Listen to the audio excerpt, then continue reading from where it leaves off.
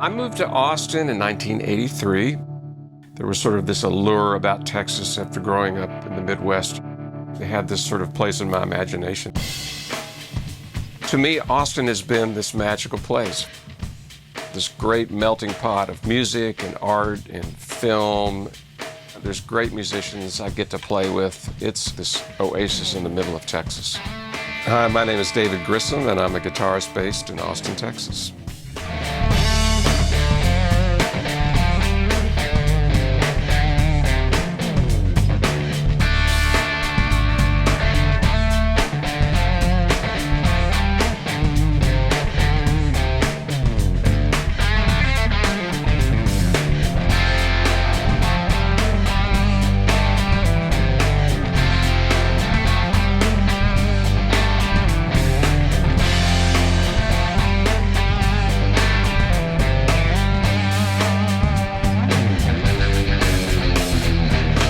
I think I always knew that guitar was going to be what I did. I got here in 1983, and my first gig was with Lucinda Williams. And 2 years later, 85-ish, I joined Joe Ely's band. And in that band, I became a musician.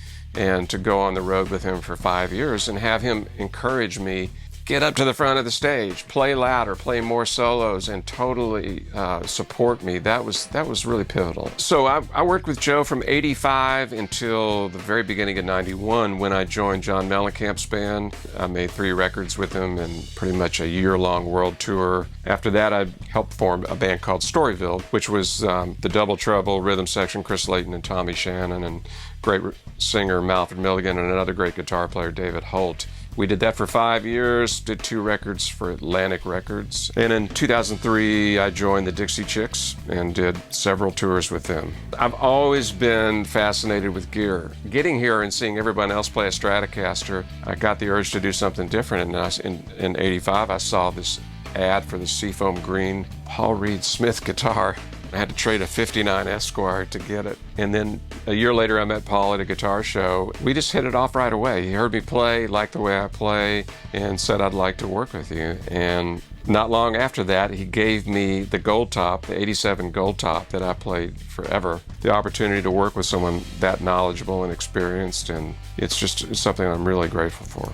When PRS came out with amps, Paul sent me several different models, a couple of which I really liked a lot. And then I met Doug Sewell, a fellow Texan, and we bonded, became fast friends. When Doug and I started working together, we ended up with an amp that I use more than any other amp I've got. And you can go into this room in here and there's a lot of really nice amps in there, a lot of really nice vintage stuff, but 90% of the time I come back to that amp. So it just made sense to me to think about trying to do something lower power, could be used in more situations at a much friendlier price point.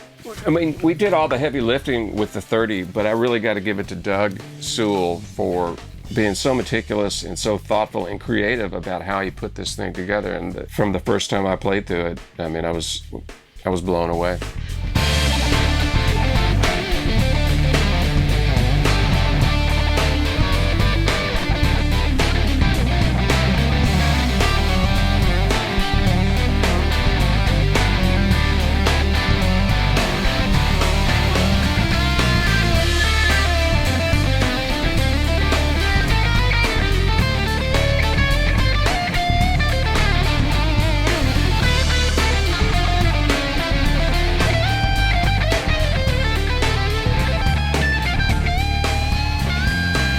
It is good to see you. Yeah, man. Been too long. Been too long. There was a day, I remember, David, when we talked probably as we were finishing the DG Custom 30. And we were talking about, should we do a 15-watt version of this? But that was a long time ago. It's basically a softer, quieter, lower volume version of the 30 without really compromising the inherent tone of the amp. Scaling it down is easy. We didn't have to go back 4 years of trial and error like we did before. No. We did all the hard work, Yeah. 12 years ago. We did the hard work. Yeah. Do you remember how many times you came to my house? Down here? You flew down here like 7 or 8 times. Yeah. It took a while, a lot of barbecue. It's one of those things that I've been wanting to do for a long time also, is work with you again, because that was I'd kind of started my real career at PRS. The amount of improvement in the giant leaps and bounds of the SE guitar line, it's just like stunning to me how good those things are coming off the line. Really changed my understanding about what can be done now at a lower price point. The way we can produce them now, we can bring them in at a much better price point. We keep everything super high quality, and we've gotten good at it. It's going to be a great thing, I think, for an opportunity for people to be able to experience, your amplifier. I mean, this amp right here, for me personally, if I'm playing with my band, is about as small as I want to go. It's the right amp for the gig. So I think it's an ideal amp for someone who's playing small clubs and wants to still be able to get the quality of a good tube amp. Having said that, I could play this at Madison Square Garden and just mic it up. Sometimes smaller amps are easier to record.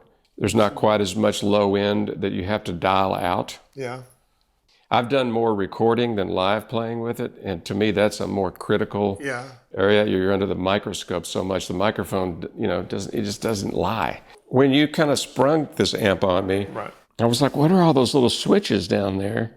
What you had done blew me away in that you looked at the YouTube video that I did of how I get guitar sounds. Right. You put a switch on here that allows me to keep the bright switch off in boost, but when I go to the normal mode, the bright switch comes on. Right. I'd set my amp up with the boost on with no bright switch. It just works. It makes the bridge pickup, which I use 98% of the time, especially on gigs, I can turn the treble down and the bass up to get it fat.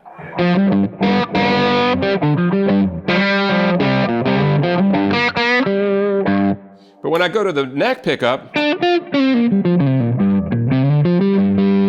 to me that's just a touch muddy.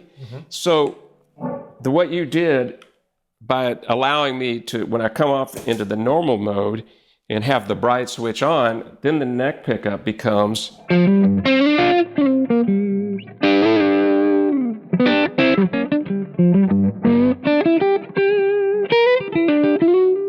it's just infinitely more usable. Right. And if I want to stay in that mode and go to coil tap,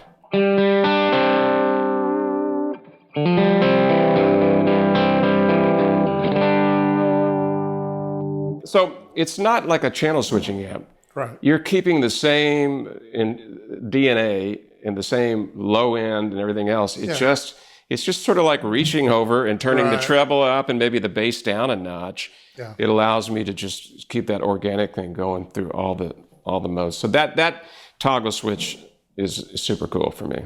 One of the things we got to do with this particular amp is that we did put tremolo on this amp, turn it into a DGT. In the truest sense of the word. In the truest sense. Not that sense, but in the truest sense, I think you had an amp that was like intoxicating sounding to me. It was a Victoria Golden Melody. And it had some trim on it that was just like, it would nearly make you seasick. Well, I think that's a harmonic trim. It was a harmonic trim, different deal. But on this one, we took the opportunity to add a power tube bias vary trim. The harmonic trim is awesome, but the bias vary is probably one of the coolest, that's ever been invented. So it's got all the warmness, but it's got the little quirks too. If you dime everything, you're going to hear some little, things because it's turning the tubes on and off, That bias vary trim is that swampy kind of a tremolo that I studied all the old circuits back in the early 60s and late 50s to employ with this and tried several of them. It is something that's very emotional and guttural.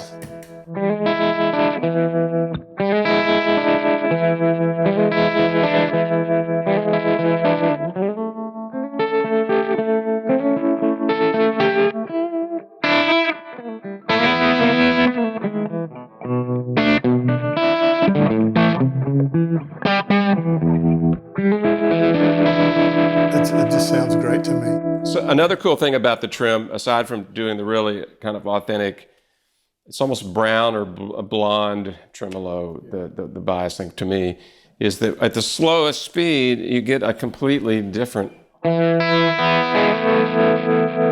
The other thing, aside from, I asked for it to go faster because I wanted to be able to but get you didn't want the low to slower.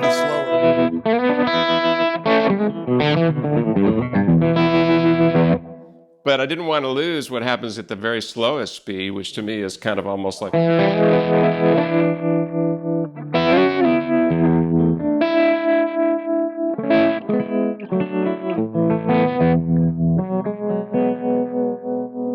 It's almost univibey.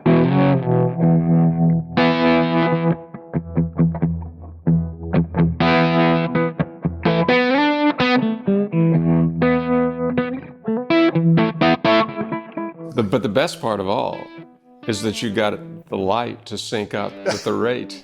It tells you how fast you're going, and it's accurate. Yeah. And then there's the reverb. There's that too. Yeah. There's not much that reverb doesn't make better for me. So, you can use it as subtly as you want.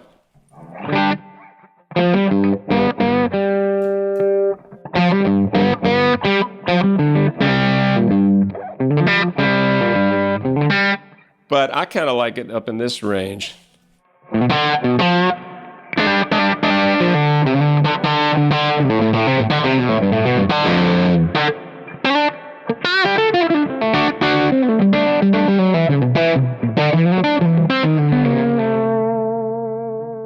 If I'm going to use delay, a lot of times with delays, I want the reverb off. So it's great to be able to just turn it off with my foot.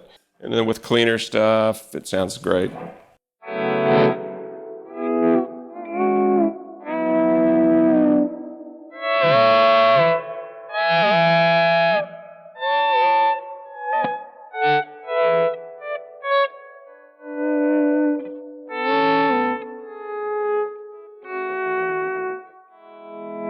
Well, David, this sure sounded good, man. And I think this product is just high quality and a great price. Me too.